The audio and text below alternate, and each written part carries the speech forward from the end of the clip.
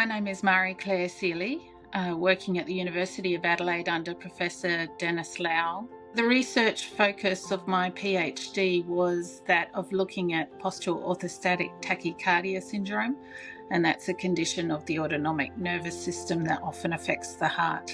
I have my own personal connection to cardiovascular disease in that I actually got POTS as a 24-year-old. I was a really fit, healthy person, was quite athletic, and then my husband and I both came down with the virus, after which I really struggled again to stand for any period of time. My heart would be racing, I'd get chest pain. It wasn't a typical presentation of what we consider cardiovascular disease. There was no atherosclerotic plaques in my heart, and so doctors were at a loss to what it was, but it was very debilitating, and that continued really for the last 30 years.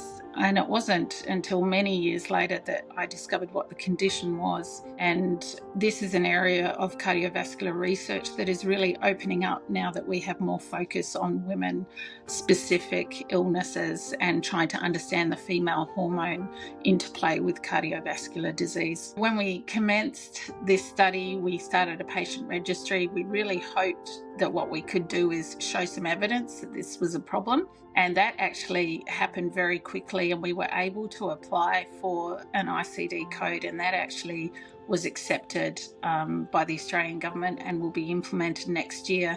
That was a major milestone in the research, and it's something that will have a lasting impact actually on the POTS community in Australia, so we're really proud of that achievement. So I really hope that my research achieves an understanding of this condition in the Australian context, that people that make policy around health will start to understand that this is a big problem, but also that this will translate into clinical practice, that we'll see doctors, nurses, health professionals who understand that POTS is a real organic condition and that we need to treat these people and improve their quality of life. The SA CVRN is really important because having a group that is really cheering us on, working collegiately, will really strengthen our position in the research world. It will enable us to attract more funding, and everyone needs a supportive environment, and this is exactly what this group is offering to us.